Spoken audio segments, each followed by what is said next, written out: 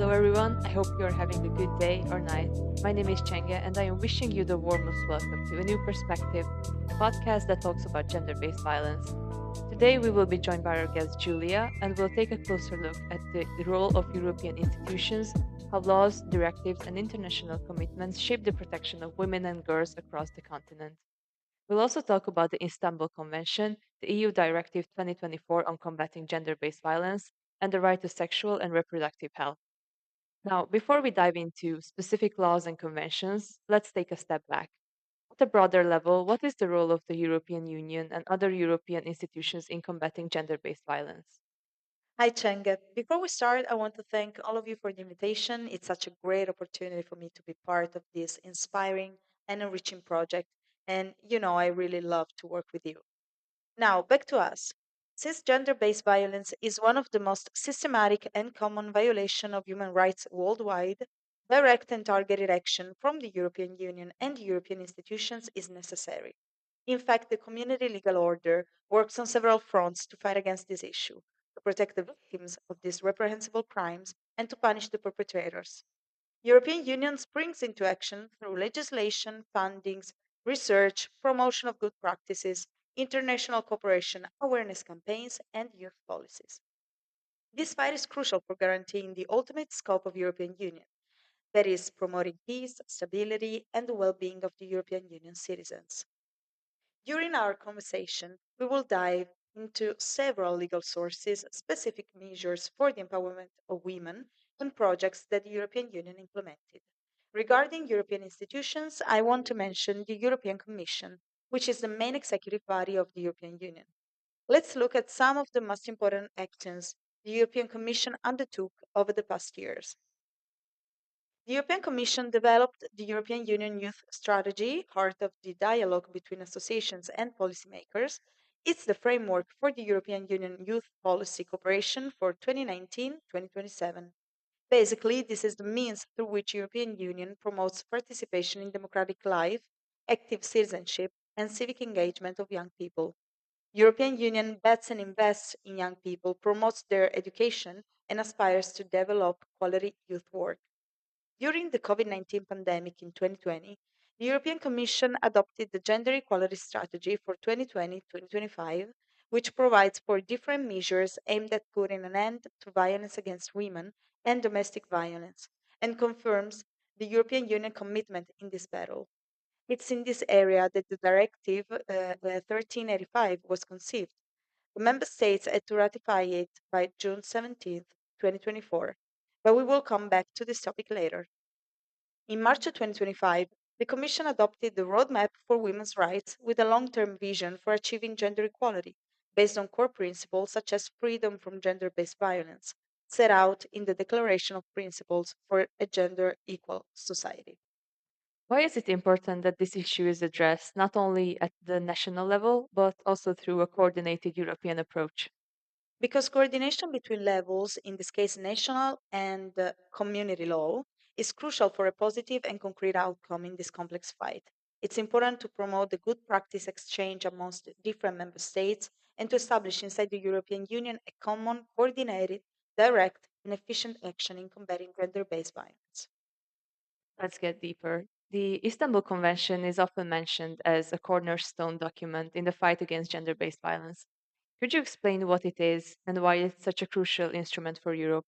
And if possible, could you also comment on how its implementation has been developing in Italy, where there has recently been public debate and controversy around its application and its meaning? Course, that's a really good question. The Council of Europe Convention on Preventing and Combating Violence Against Women and Domestic Violence, better known as Istanbul Convention, entered into force in April 2014 and was signed by European Union in June 2017, but ratified and adopted later in 2023. Its importance lies in the awareness about the structural nature of the issue and in the binding nature towards the contracting countries of its principles, whose solid fulfillment at national level is guaranteed through a specific control mechanism. In this way, an effective legal protection of the rights at stake is ensured. What's interesting is that this document is the first internationally legally binding instrument that provides a comprehensive regulatory framework in the fight against all forms of violence, including including domestic, sexual, and psychological work. It is considered the cornerstone document in this field for several reasons. It is the first international document to contain a definition of gender and to constitute as crime conducts like female genitals mutilation, stalking, forced marriage, forced abortion, and forced sterilization. The most important, as mentioned, is the fact that the Convention recognizes gender based violence as a violation of human rights and a form of discrimination, and assigns legal responsibility to the states formally consented to be bound by it. The Convention pinpoints legal and strategic global measures to stop this kind of violence and to protect and assist the victims. We are talking about data collection, awareness raising campaigns, support services, and so on. Furthermore, the Convention faces the dimension of the gender based violence in the field of asylum and migration. Talking about the implementation of the Convention in our country, it's not been easy since there is still a lot of debate about its application and meaning. In 2020, Grevio, which stands for Group of Experts on Action Against Women, against Violence Against Women and Domestic Violence, published a report about the status of application of the Convention in Italy, suggesting the path to pursue to reach an effective implementation. Grevio, which is an independent organism, controls the correct and real application of the Convention by the signatory states and, through the final investigation report, informs them about the consequent remarks. For example, regarding our country, in the report, Grevio expressed appreciation for the innovations introduced in the national legislation, such as the introduction into the Penal Code of the crime of stalking in 2009, also concerns about the practical implementation of the Convention, whose violation could expose Italy to a condemnation by the European Court of Human Rights. Revio observed several issues in the implementation due to the persistence of stereotypes, which leads to secondary victimization in courtrooms and underestimation of the phenomenon. Unfortunately, I think there's still a lot to do since Italy is characterized by lack of resources and inability of the state to prevent these kinds of conducts and to consider them expression of gender-based violence, which does nothing but fuel mistrust in the institutions. This brings us to a more recent development, the EU Directive 2024 on gender based violence. What are its main goals and how does it change things for member states? Well, after a long and debated path, in May 2024, the European Union Parliament and the Council adopted the Directive 1385 on combating violence against women and domestic violence. The importance of the source lies in the fact that it's an organic document aimed specifically at fighting this structural issue, with the intention of considering specific conducts a criminal offense and strengthening the protection of the victims.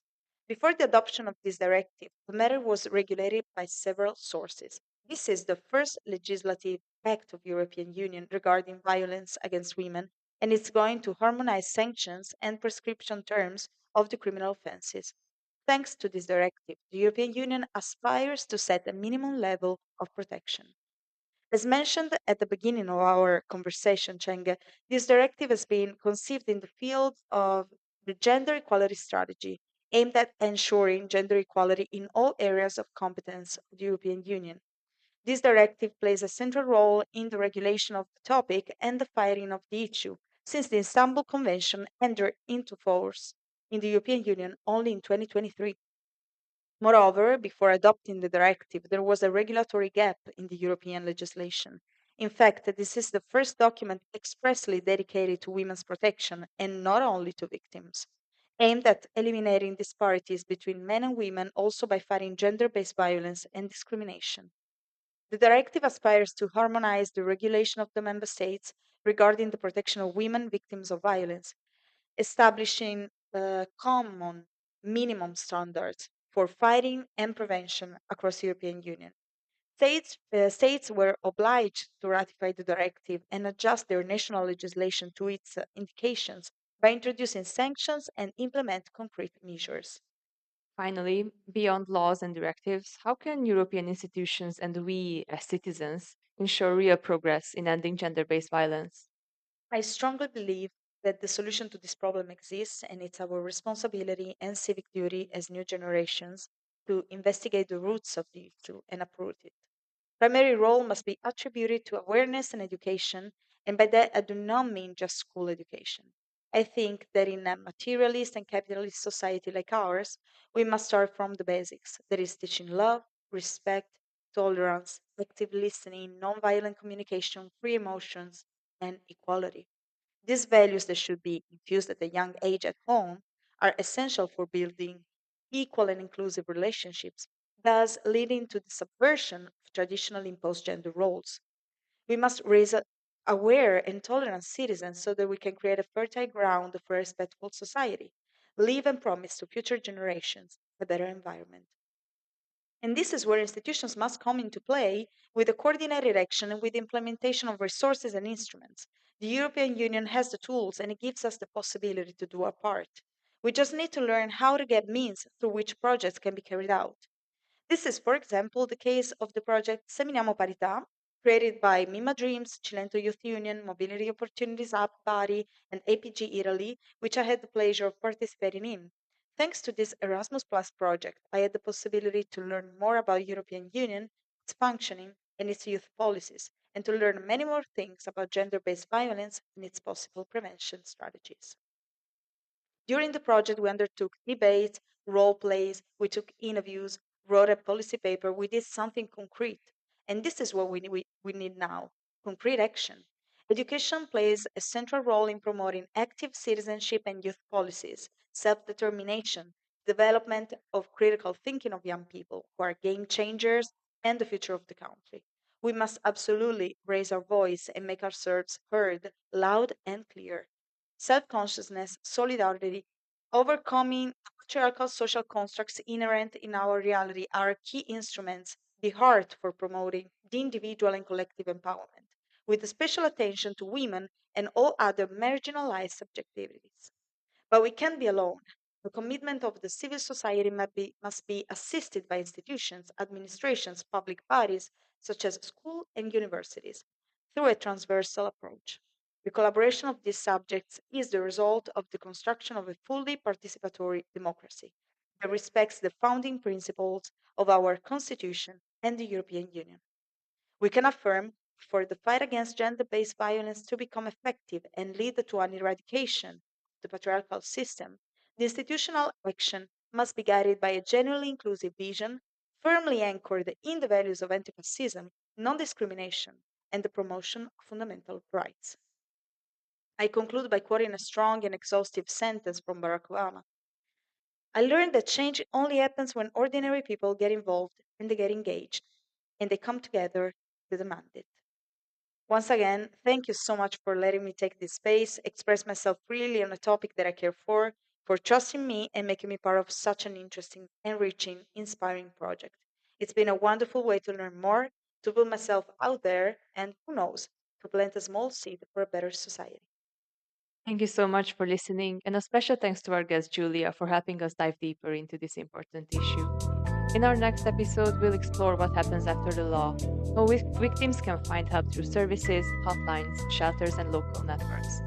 We will also hear the story of a police officer specifically trained to respond to gender based violence, and how collaboration between NGOs and institutions can make a difference. Stay tuned and join us next time on A New Perspective.